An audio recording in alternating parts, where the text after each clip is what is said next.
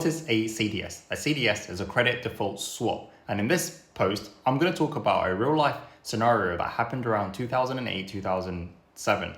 John Paulson, the hedge fund manager, realized that banks were severely overvalued because they took on these things known as collateralized debt obligations.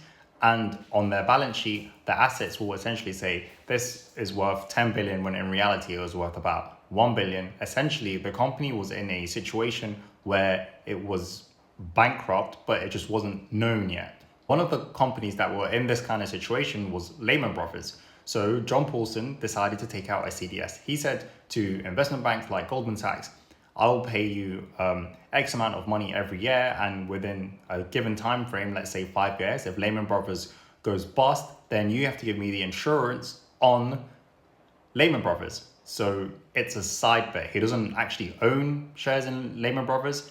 He's just making a side bet saying if they go bust, you have to pay the insurance on it.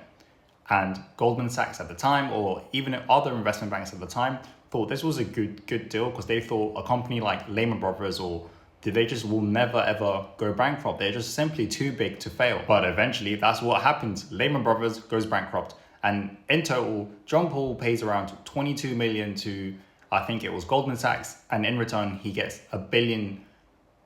He makes a bunch of other money with other bets. So he shorts companies' stocks that he thinks are going to go bust.